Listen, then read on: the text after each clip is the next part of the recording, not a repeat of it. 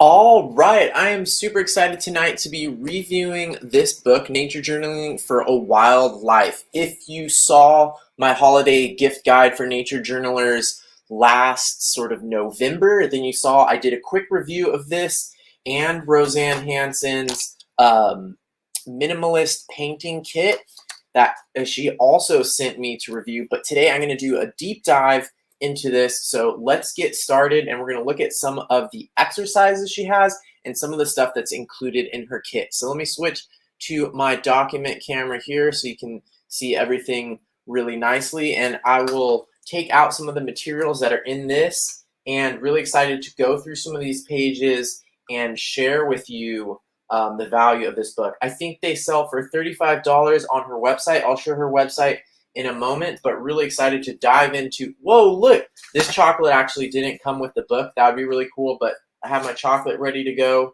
and let's just dive right into her book. Let me know if you have any questions. Post them in the comments. I see that Angie is here tonight already. So this book, it is spiral bound, and the cool thing is it's made to be used. So not only does it have a ton of watercolor pages in the back, but it has a bunch of things to guide you through learning and practicing nature journaling. So it has a set of, I think there's 8 weeks, and each week has different suggested assignments, and it even has these follow-up practices at the end of the week.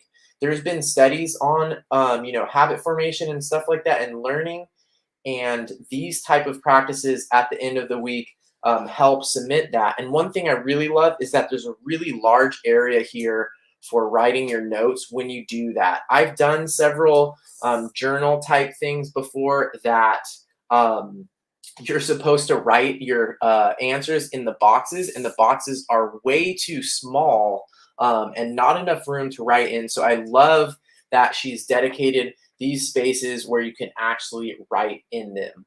I see Terry is here tonight. Hi, Terry. That's so cool. Please let us know anything in the comments that you've enjoyed about this book. So the other thing that I'm going to do at some point is going to show you some of these other little cool things that she's included in the back that you can use, such as these bookmarks that have all kinds of nature journaling reminders, and you can cut those out. I think I might actually just cut some of those out right now before I dive into some of the activities. I love an interactive book like this, and these are self-published by her. I believe these are self-published by her, and they are printed in Tucson, Arizona, where she lives, on 100% post-consumer recycled paper and using 100% renewable power. So that is really cool that she's doing that. And I think a lot of thought went into this in general, so I think that is really great. I am going to cut out one of these bookmarks right now that are in the back. This one has some reminders about color mixing, which I think is really cool, and one of the things that I'm excited to try from her minimalist kit, her minimalist paint kit. And then on this side, it has nature journaling guide tips. So a lot of things such as talking about sacrificial pancakes, the guide or the grid system, and a whole bunch of other stuff, checking your values. So I think that is really cool. And then she even has a link to, not a link, but the information for going to John Muir Law's website to getting more information. So that's another cool thing that she did in this book, is she's included information from a lot of different people, and she cites them, which I think is really great. Like even here, she has a quote from Sherlock Holmes. So I think that is awesome. And I'm going to go ahead and cut this one out too.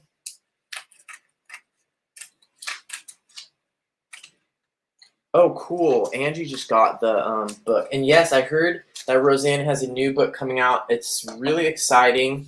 She also has a mini flower press, which I would love to try because I've been excited about flower pressing lately. So I'm going to go to the beginning and just kind of, she has an intro about how she got into nature journaling, and she's been doing nature journaling. She's one of the people who's been nature journaling the longest. She's been nature journaling for around 30 years, which is awesome.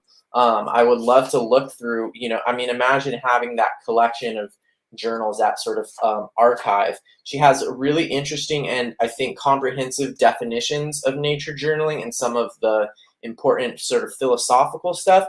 And this is always really fun. It's always really fun to look at other nature journalers, especially people who have been doing it for such a long time, and look at their kit. So right here, she describes very in detail the kit that she uses. And it's sort of surprising some of the things she has in here. She also, I should have pointed out before, she has this section. I love when books have this, a section, how to use this book. So she has a whole thing in here talking about the 8 chapters, the 5 appendices, the 2 introductory chapters. So the 8 chapters are for those 8 weeks where you can follow along. Oh, my mom's here. Hi, Mom. And her kit has some really interesting stuff. So for example, she has these black cocktail straws, and those are for creating sort of like a scatter pattern of with your watercolor.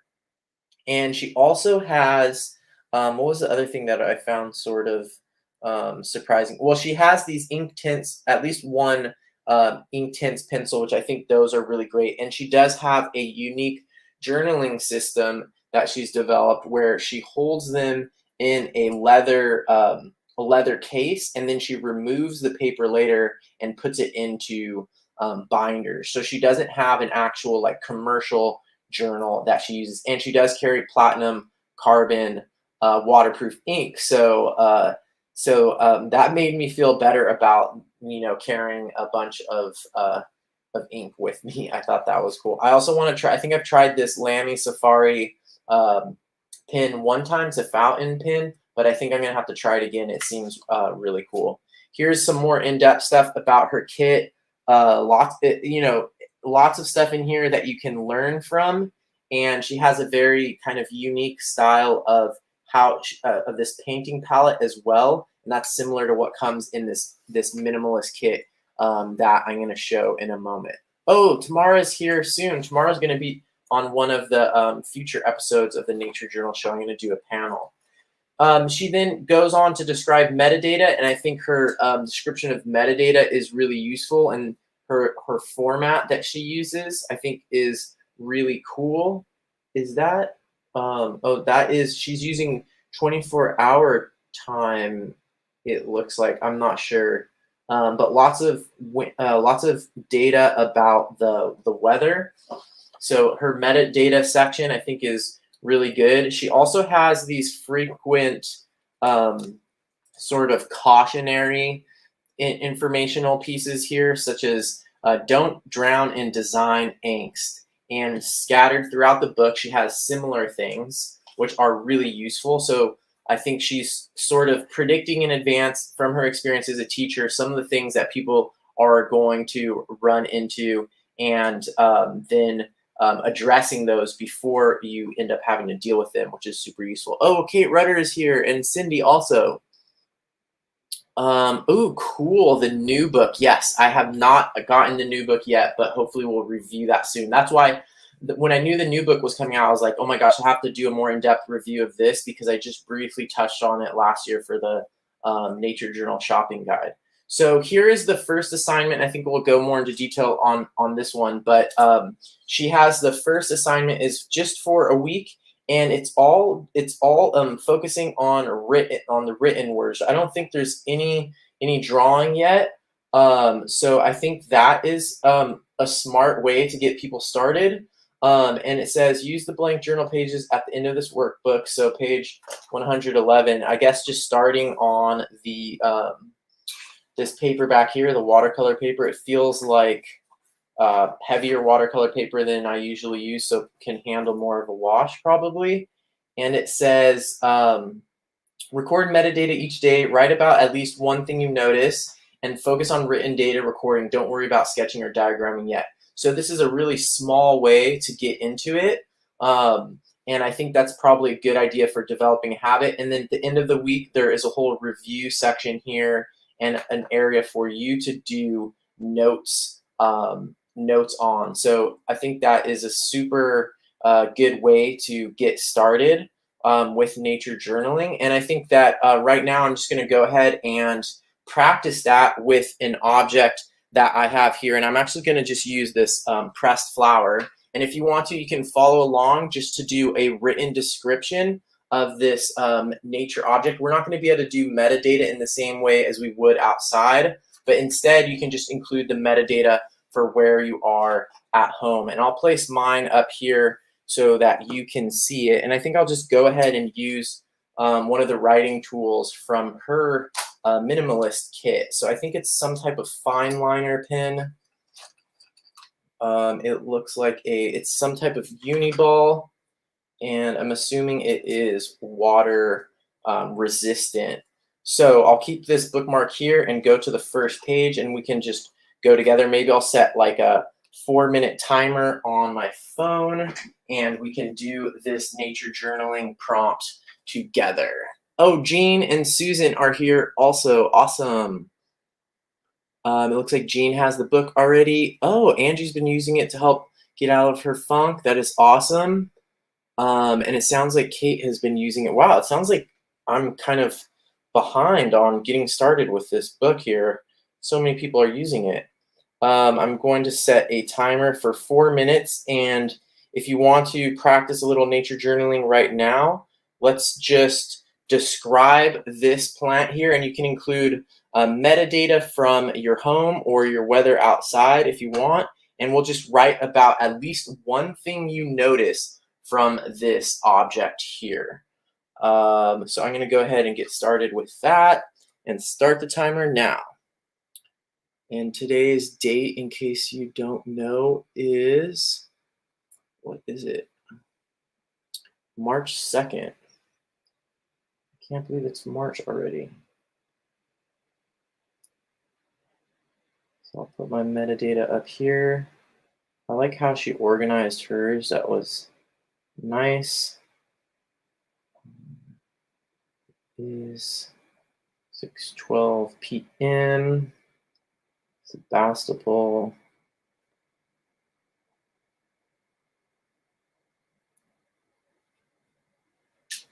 And it is dark and windy outside. NJ show. I think it's good to have a system for metadata even if you're inside. I think this could be one of the instances where, despite how welcoming and kind and inclusive our nature journaling community is, I think the way that metadata works sometimes puts a bias towards people who are outside in wilderness type places, and having a system for how to include metadata if you're actually at home and there is nature for you to nature journal at home is probably important. So ignoring metadata just because you're at home is probably not ideal. Okay, so now I'm just going to do a written description of this object here, and you can do so as well. I notice I'm already wanting to draw it, but let's focus on words for this.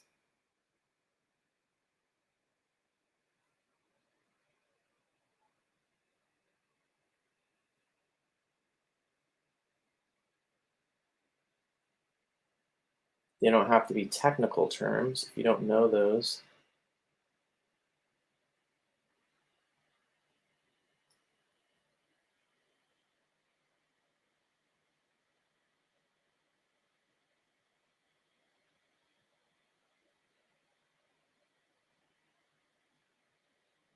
If you usually just draw and paint all the time, it's really good to practice your writing sometimes. Oh, I noticed that the underside of the leaves is paler.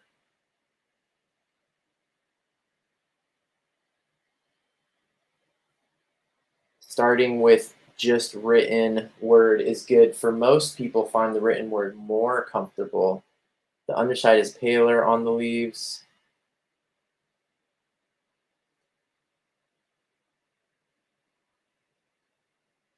The flowers look brown.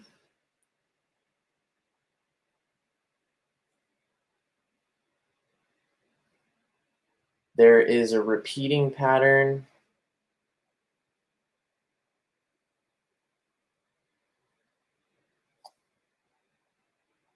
I have a video coming out next week, next Wednesday, about how I pressed these plants.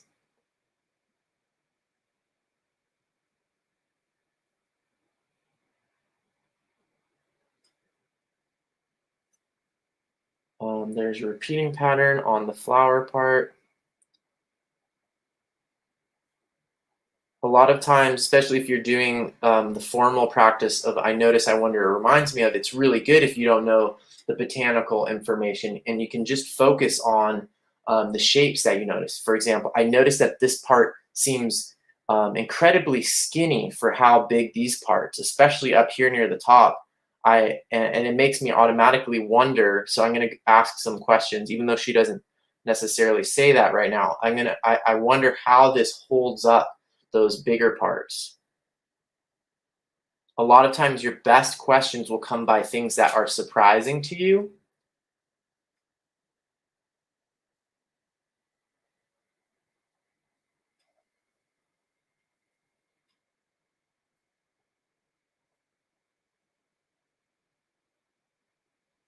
And I think partly because of the way we react to pretty visual stuff on the Nature Journal Club Facebook page, a lot of times we don't interact with text nature journaling. So we don't see people's posts, or maybe people don't share them as much that are just written, but it is nature journaling just as well. I'm going to check here to see how I'm doing. Aim for entering at least a page a day. Well, I would have to do this multiple days in a row. Record metadata, write up. Oh, timer's done, 5 minutes. So basically in 5 minutes, we did everything that she asks for us to do. So I'm just going to write that here. And you could easily develop a habit for nature journaling daily. And I think the daily thing is really critical. You could do a 5-minute session of nature journaling like this every day, and that would get you started. And then she does go on in future weeks to go more into. So the next week she's going into questioning and drawing. And I love how she has these caution signs in here are really funny. So I love that. And yeah, I can tell she put a lot of, as someone who's made little self-published books before, I can tell she put a lot of time. I mean, I can't imagine exactly how many hours she put into this. I'm kind of amazed she's already coming out with another one, because when I looked it up, this one's not even that old. This one's from 2020. And so she already has another one, and I can tell like a lot of thought went into this. Like even, the fact that these words are all different colors and these little inserts. So this is something that Roseanne has put a lot of time into. I love how she has this section on some of the cognitive biases. So pretty nerdy. This book does get into the very cognitive side of things, which I love that. I love that I saw Akshay's serval cat diagram, and the fact that I was there on that trip in Tanzania when Akshay did that is super cool. And I think that Kate Rudder has some pages in here also. So that is really cool. And anyways, there's 8 weeks like this with those types of exercises and building up skills little by little, which is great. And I'm going to skip over to, I think I'm ready to skip to the color section. Let me see what this sticky note, this other sticky note is here. That was about the metadata. Okay, yeah. So let's check out the section she has about color. She's done a lot about color and put a lot of thought into it. I like that she focuses so much on explaining the color theory and primary colors. She also makes an argument, a major argument from her teaching experience about not using inexpensive student grade paints, that the quality of the paints and the quality of the paper makes a big difference. And so she has a lot of her teaching in this section, and I think in her other sections is based on experience of what she's seen be problematic in students in the past. So that's always a good sign. That is always a really good sign, because what that means is your teacher is sort of predicting some of these problems and trying to address those before you have to deal with them. instead of you. I mean, sometimes it's good from a learning perspective to make all the mistakes and push through that and learn, but sometimes it's good when you have a book such as this that kind of helps you get through it yourself. So here she shows her mini palette, and that's what I'm going to open up next. I still haven't used it yet. And here it talks about which are her colors that she has in it. It sounds like it's going to be Old Holland for the blue, Manganese Blue Genuine. So that's your primary blue, your darkest color, True Cyan Blue. She used to use Cerulean Blue, and it works just great as a cyan. So she's saying either Manganese Blue Genuine or Cerulean. And then for her red, she's using Daniel Smith Quinacridone Rose. That's really similar to what I use for my primary. I use Daniel Smith Quinacridone Pink. I love all the quinacridone colors, to tell you the truth. So that's her true magenta. Here, let me see where the... Okay, so that's this one. We just talked about her cyan is the Old Holland. I like writing in books, so I'm going to make marks here. And then which yellow? I think I read a whole thing about how she's very into yellow. So she uses this Daniel Smith Aureolin Yellow.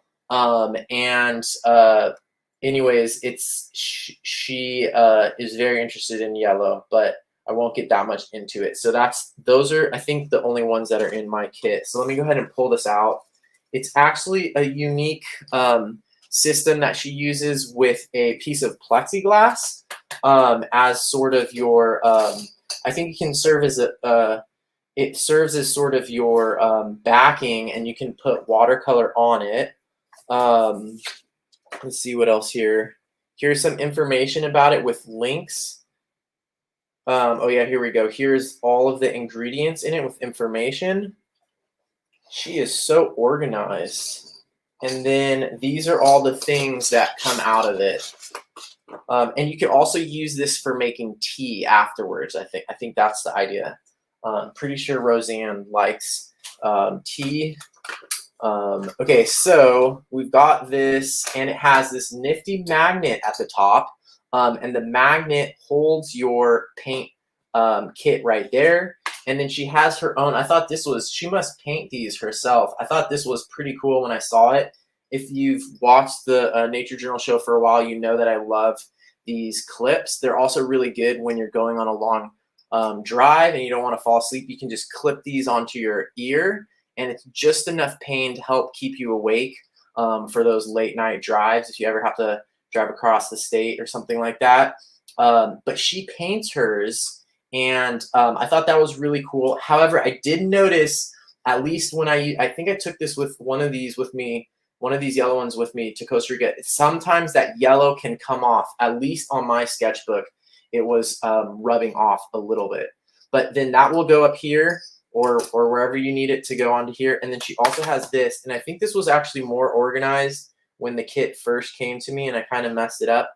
But she has this piece of terry cloth. Oh, Eli is here. Awesome.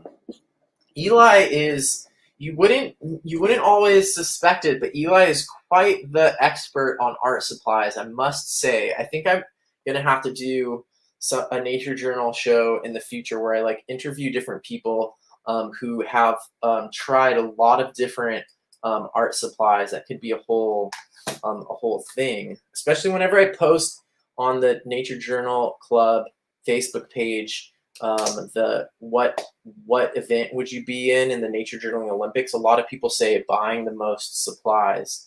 So somehow this is supposed to go on here so that you can clean your water brush, and this is probably my favorite part. I've had this in my Amazon wish list for a long time, but I've never bought one. I've only used the big size ones, but this is probably the cutest art thing I've ever seen in a long time. It's like a mini water brush. You could probably fit this.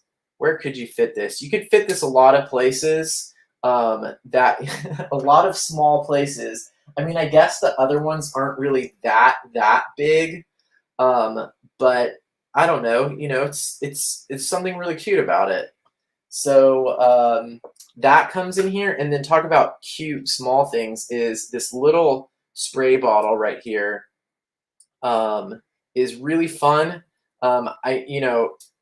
Roseanne lives in Arizona, so spraying a little water on oneself on those hot days is probably like really nice. It's probably not the best thing to spray on my camera, oh well. But this is used in watercolor technique, especially when you're using that heavier paper. Having this can be useful. And I got a cute one of these in the art toolkit as well. And then there is, at first I was like, what is this? This is very unusual, but I think this is just for making a grid. The reason why this plexiglass is used for her backing is it can be a multi-purpose tool, and you can actually use it for drawing a grid on and using that for sighting out your landscapes. So you can basically use this as a viewfinder. So a lot of functionality there in something that is pretty small and compact. I think that's pretty neat. And let's just test out some of the colors here. It's always fun to test out new colors. And then I think what it says is, let's see, let's go ahead and check out what she says on here. Your multi-purpose Perspex palette easel slides into the back of your journal. Oh. Lay it on top of the stiff cardboard final page and affix the metal paint tin to the magnet. So I guess this actually fits inside of this journal here. And it can clip onto this back page, which is really cool. All right, let's see what else she says. Use a dry erase marker to create viewfinder grids. Use the rule of thirds, golden rectangle, etc., or cubes to envision 3D block maps. Clip a clear ruler to it. Oh, cool. It doesn't come with a clear ruler, but it comes with this ruler that has a bunch of useful information on it. You can use it for mixing gouache. Clip toned paper underneath to facilitate mixing the correct colors for that tone of paper. That's really cool. Turn it into a cloud catcher by clipping black paper to the back so you can study clouds easily for sketching. I guess that makes it into a sort of mirror. Oh yeah, it comes with black. I was wondering why it came with black paper. So I guess if you put black paper underneath, ooh, wow, look, you can actually see my cool lamp. If you put black paper underneath, this thing suddenly becomes a mirror. See my lamp up there, and you can see my cheap, dinky document camera. That's really cool. Oh, Kate, this is why I have a live show where people can chip in useful information. Uh-oh, Eli's going to give me a bunch of clips next time I see him. Okay, everyone's making fun of me because I thought that she was hand painting these, but it looks like they're hand painted. See how you can see, I guess they could look like this if they were done by machine, but you can see on the inside where it hasn't been hit by the paint. But okay, so focusing on what Kate said, Kate is saying push the plexi so it sticks above the book, and then the palette is right there when painting in the journal. Okay, so what I guess you can do is, let me close the journal and hold this here. So then I think this gets clipped on somewhere accessible as well. Maybe I can make this hanging over the top and then clip like this and clip the back page there. Clip it all, and then, oops, it needs to slide up more. A little more.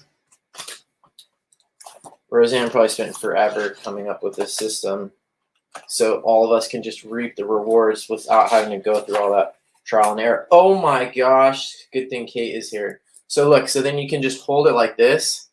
You can just hold it like this, and oh wow, that is really amazing. Thank you, Kate.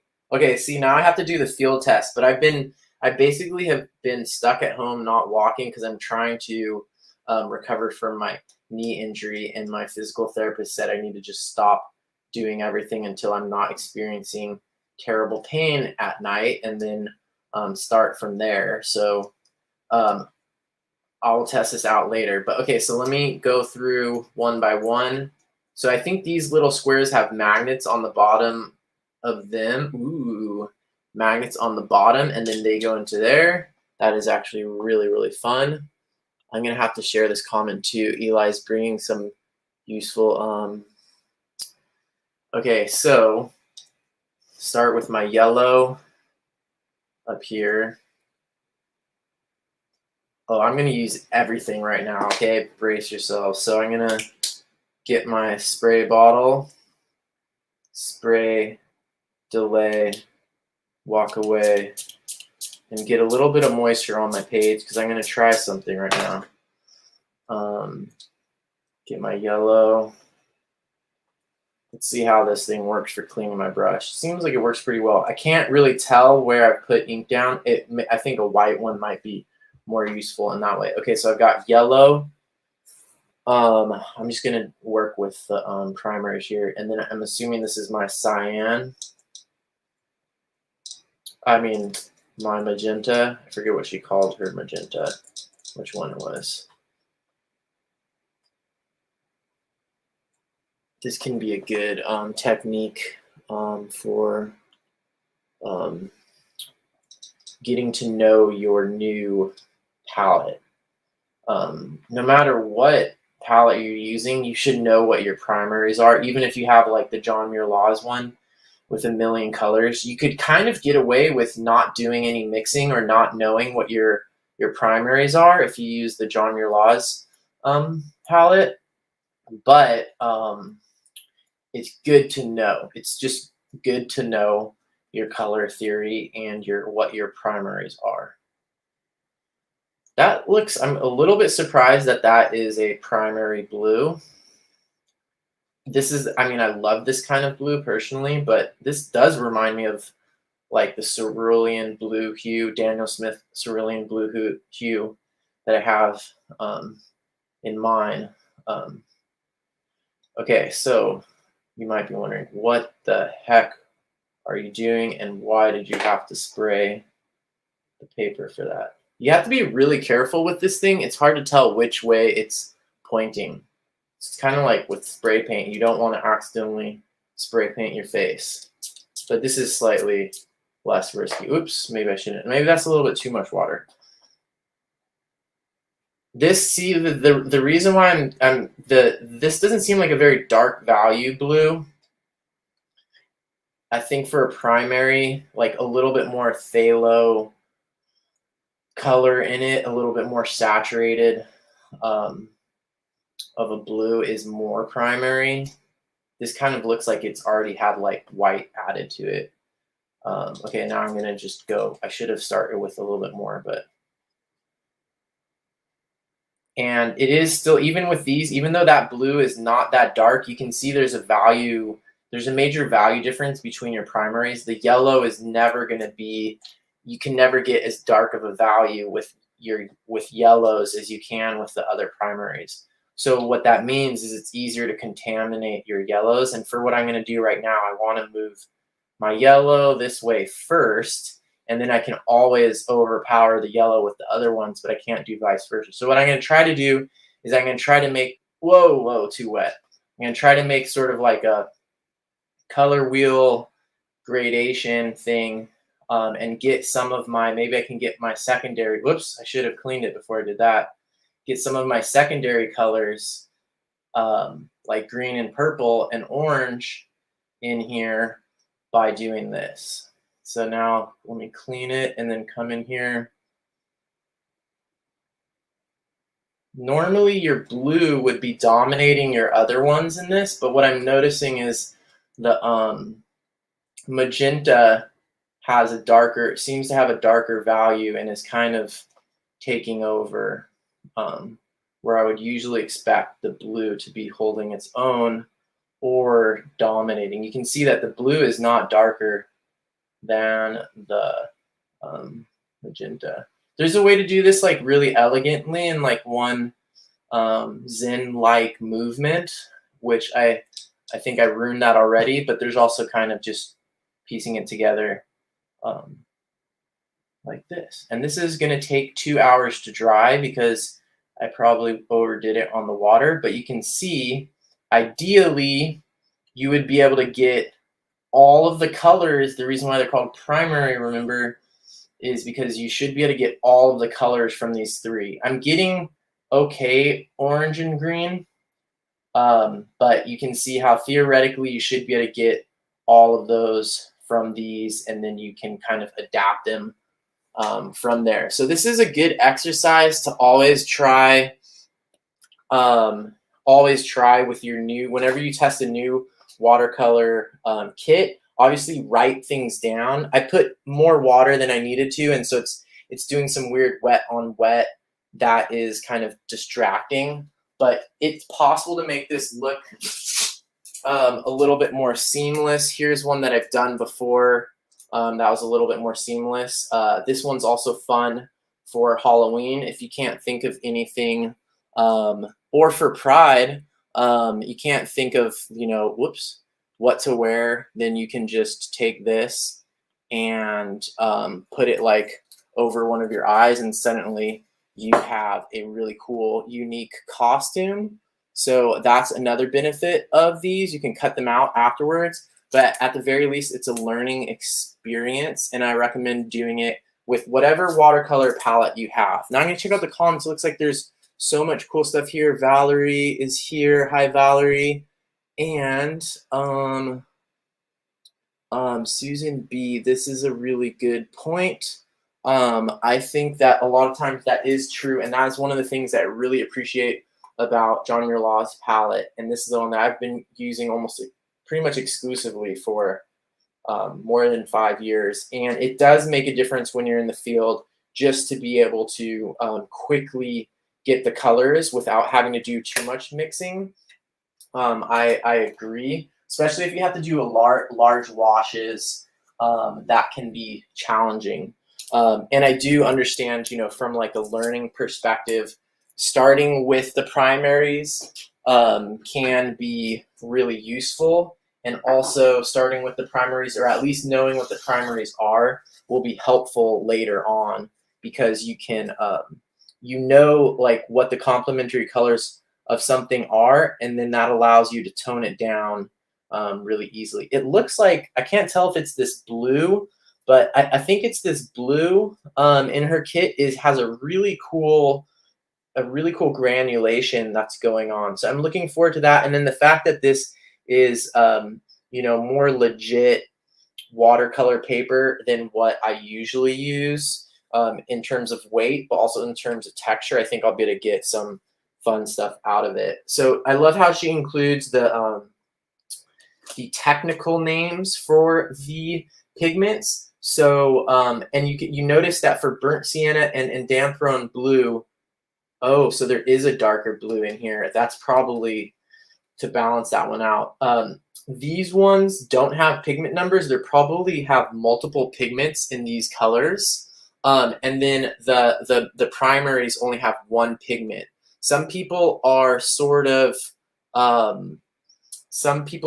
like very focused on only using single pigments, or some companies supposedly only use single pigment colors. So that's cool that she includes that information as well. I think this page is dry enough for me to write down at least the names of the colors. Oh, Angie just pointed out that the this is supposed to be able to. Oh, look at that! That is amazing. Ta-da! Thank you, Angie. Geez, pretty soon I'm just gonna invite other people onto the show, and they can have all this great information to share, and I won't have to do anything. I like it. So this one is Manganese Blue Hue. I'll just abbreviate that as MBH and put the pigment number underneath it.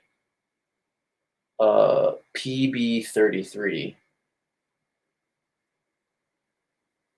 For some reason, I have a feeling that P stands for phthalo. There's a lot of granulation happening over here. I think that's pretty exciting. I'll do a full color test on these later. The yellow is aureolin. I don't even know how to pronounce that. Aureolin, aka chrome yellow. Aureolin yellow, or maybe that stands for lead. I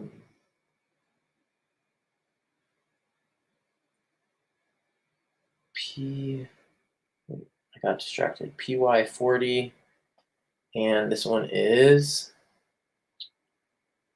PV19, magenta, quinacridone rose. I like it. I like all the quinacridone colors, pretty much. PV19. Whoa, what's that? Oh, there was a water drop there. Okay, cool. So I tested out the colors. I went through the main part of the book and looked at some of the exercises, and it seems like pretty much everyone here has already used the book before. So I'm just going to go over a couple more things before ending the show here. One thing is that next Wednesday, a week from today, I'm going to be talking about pressing flowers, which I am super exciting. Oh yeah, Cindy's making a good point. Those are, oh, that's what oh dang, okay. I should just test those other colors before I go on. Just kidding, everybody. The show's not over yet. Okay, so this is the Indanthrone. I'm familiar with Indanthrone from my other palette. It's one of the dark blues, darkest colors value-wise. That is in the John Muir Laws palette. And what I'll do is I will do a bit of, I might have cleaned off a little bit too much. I'll try to do like these swatches. This brush is new, so a lot of people who, when they first get a water brush, they have trouble using it because they put out so much water when you first get them, and they're new. Even these smaller ones do that, and sometimes you have to kind of adopt a slightly different painting style until it is no longer gushing water out quite that profusely. Okay, so then this is the other one. What is this? Burnt sienna? Raw sienna? Some kind of sienna. It reminds me of the, oh yeah, it's burnt sienna. It reminds me of the Monte Amiata natural sienna in John Muir Law's palette. So I'll do these swatches here, and I think that was Cindy's idea. It was really good. Yeah, so blend, you can use these, especially this burnt sienna, you could use to tone. The burnt sienna would tone any of the other colors. Oh shoot, see, that's what's a little bit hard about it when the water comes out too fast is it weakens it a little bit too fast. You want more of a spectrum here for this.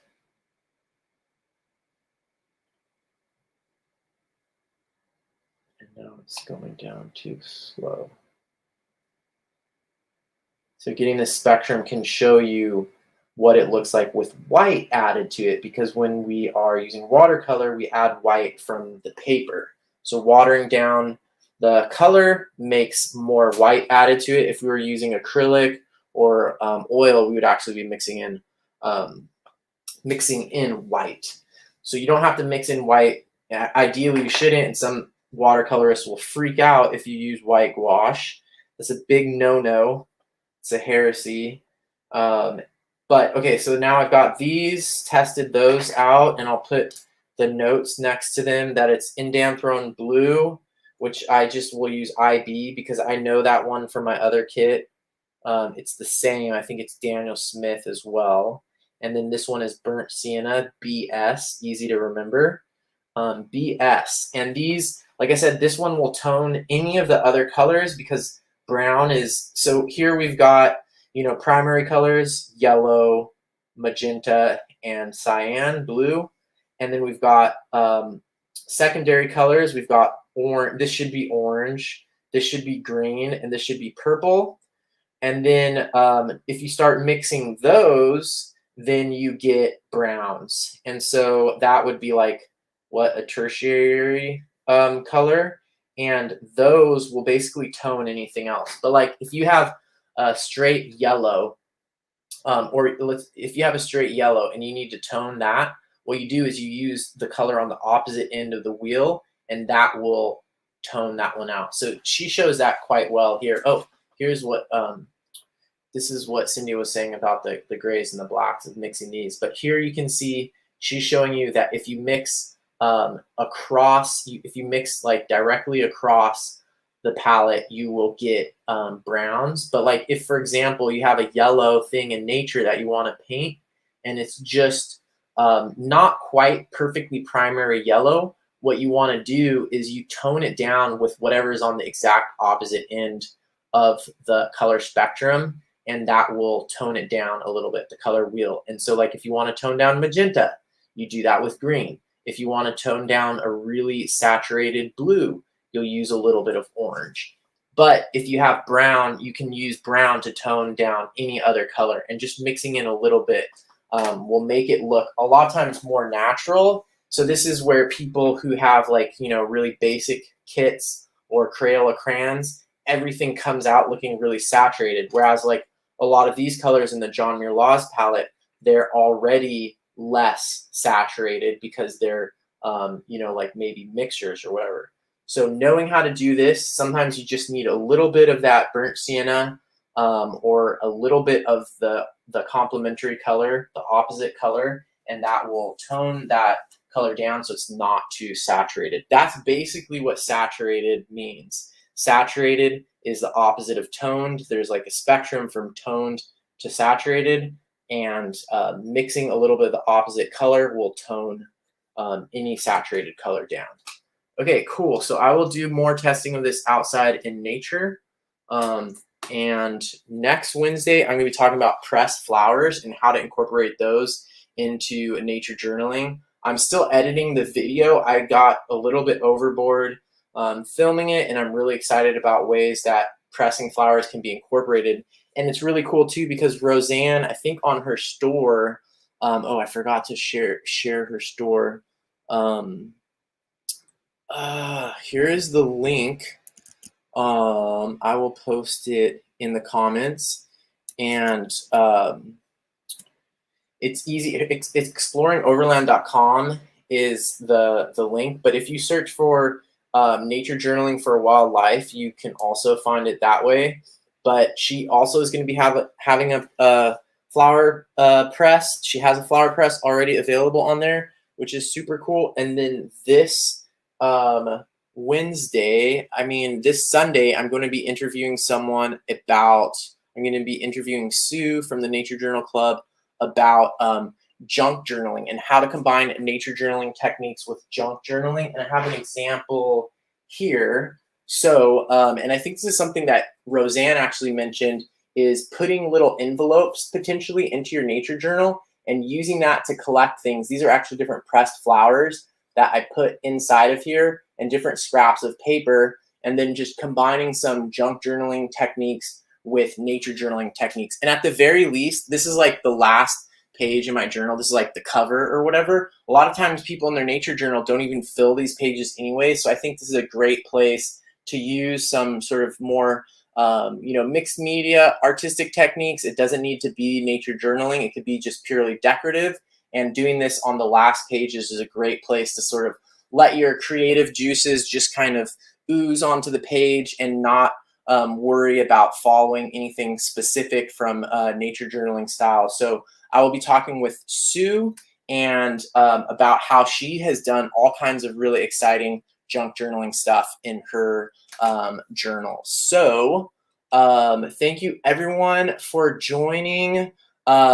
Eli, Kate, Susan, Angie, Valerie, Cindy, Jean was here earlier, Susan, Tamara, Eli, I think I said Eli already. Thank you all. Angie, thank you all for joining so much. Hopefully I'll see you on Sunday for that episode about junk journaling, or next week it's going to be a recorded episode about pressed flowers. I think there's going to be some funny stuff in that pressed flower one, so stay tuned. It's going to be good.